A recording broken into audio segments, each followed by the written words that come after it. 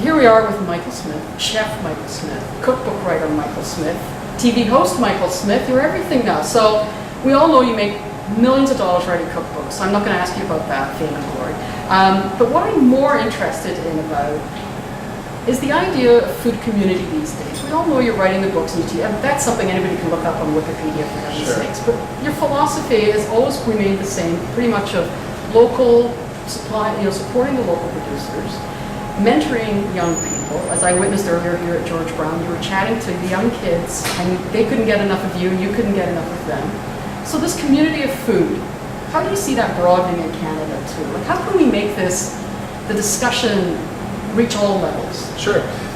Well, Alison, it's evolved a bit though for me over the years. You're not just a pretty face. Sure, and there was a time when community to me was just the community of chefs and perhaps just the suppliers that supplied chefs, but that's now broadened, I think, to include all Canadians and anybody who cooks for their family and anybody who eats food that's been cooked for them in their family. And I think we broaden that discussion by first recognizing that there are issues that we have to deal with, that we do have challenges in the world of food, that there are some very seriously wrong things about food in Canada. I also think that we have to look at it not just from a doom and gloom perspective, because it's not doom and gloom. No. It's very positive. Yeah, there are many wonderful we forget things. That. We do. It's so easy to buy into that doom and gloom mentality. It's all busted, it's all wrong, it's all screwed up. Exactly. But it's not, and you know this yourself. I mean, I can only imagine your perspective and the trends that you've seen over the years, and just in terms of what cookbooks, because they're such a fundamental part of what the world of food is all about.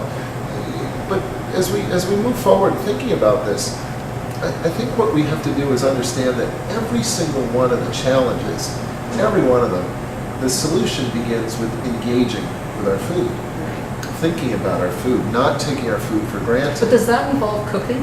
It does involve cooking. It has to involve cooking. Because that's what, do you find out that's what we're missing a little bit? I do. And I have to be very honest and blunt about it. I'm not just part of the solution, I'm also part of the problem. Let's be real here. There's a lot of people out there that get a vicarious thrill watching Food Network and never get off the couch and cook. Well, isn't that what we always say, that if you just got off, spent less time watching the TV shows and spent that time cooking, you would be eating far better. So, and it would be disingenuous of me to think otherwise. I'm quite cognizant of the issues, but where I think it starts to go off the rails, I mean, let's be fair. The thing is, we've lost a generation of cooks. We have.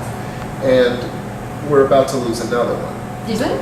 If we're not careful. Okay. And we have a whole bunch of people out there, a huge part of our culture, that have come to rely on recipes and cookbooks as their only source of understanding and appreciation and inspiration for food.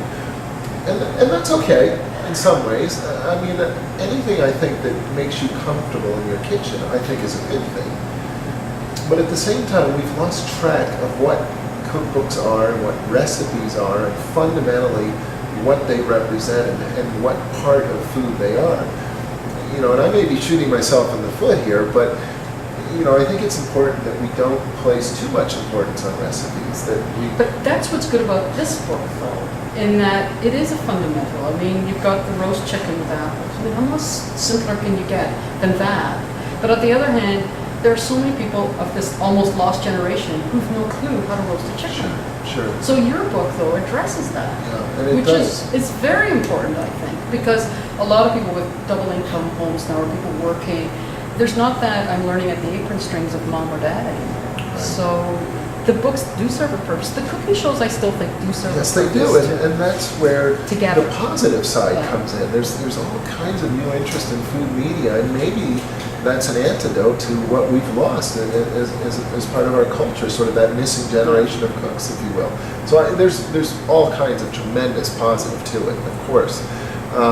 But in my case, and I know I'm not the only author who thinks this way, I believe that if you're going to write a recipe, you fundamentally need to understand what the recipe is to begin with. And it's not just a series of steps. Do this, do this, do this, you'll get this. That doesn't fully take advantage of the opportunity that we have as authors. Because I think that instead of just saying do this, I think we say do this and here's why. So that's Understand exactly the my insight. thought these days too, is the recipe writing Yes. has changed from the Julia Child style. It should be show, don't tell, as than anything in writing. And this way, I think we need to get back to that. You have to show people through the writing and why. Sure. I mean, there was a time. Whereas it's supposed to just the verbs. Yeah, I mean, if we go back to the sort of the origins of recipes, in 10 quick words, a cook could explain to another cook what had just happened Yes. or what you can do in your kitchen. And the other cook, it was presumed, knew how to cook and knew where to get the ingredients and knew what to do. And flash forward to today, and now recipes need to serve as that Because resource. you said deglaze a pan. What? Exactly, What is that? exactly. And I would It was never just say that no, because you can't. that's a scary word. Yeah. And I treasure that. I absolutely treasure that. I'm humbled by that opportunity that I can be part of the solution simply by choosing certain words and phrases and writing recipes in an empowering way, including insight, helping people understand the process so that they can relax. So you're a and do it natural teacher, themselves. though. Which is Well, I good. mean, Do you find it a fundamentally- struggle to write recipe, like to actually physically write a recipe down? No. Do you struggle with it? No, I love it. I love You do? writing. Good. Sure, it's just another creative manifestation. And I think that chefs, good chefs, are naturally teachers. It's They should hardwired be, into what and that's we do. why you notice the good ones really stand out. Sure.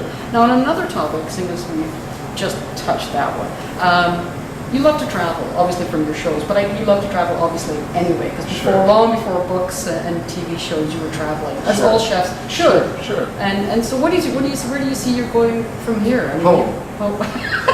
Home to PEI. Yes, and that's staying well, there. and not being from away. And staying there for a while, really? Well, what I mean by that Yeah. is sure. I mean, I've done 2 years of the Chef Abroad series. I've been around the world 5 times. I've been to all these places that I've always wanted to go, but it's different now.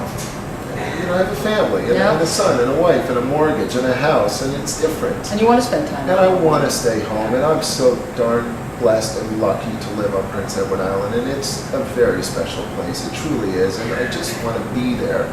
Do you take the bridge? Sure, and the ferry. It's that kind of place.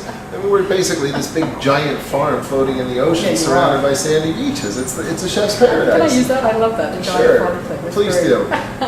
But I mean, I think it's an evolution that any parent goes through. I mean, we all grow up, and there comes a time when it's not just about ourselves. And in my case, that time when I could travel indiscriminately and do whatever I wanted, that's behind me. And then along came this opportunity to really travel and Yeah. take a television crew and do all the cool things you can do with a TV camera in tow. And I sort of, I got my yayas, but I'm done. I really am. I need to step way back from that because it's ruinous, to be very blunt about it. Well, and I think It's- there's it's- something said for a family meal. And Yes. that was the Sure. one thing we instilled Sure. in my kids when they were younger. And now Absolutely. we really enjoy sitting down. Yeah. And it doesn't need to be glamorous. That's what I think people don't No. understand. Or time consuming. Sure. And you show that in this book, the Thank you. variations on things. I mean, I love this book. It's beautifully laid out, well-written recipes. And it's... That means a lot it coming does- from you. And a Thank good you. index. Hey, a good index. Anyway, but we're going to talk more probably on your next visit. And we're in here in the George Brown Chef School. What a great place! Yeah, What this a great place, place for you to this teach. place just reeks with Yeah. spirit. Doesn't it? Like it just permeates the air here. It really does. Thank you. My pleasure, Alison. Excellent. Thank you. Thank you.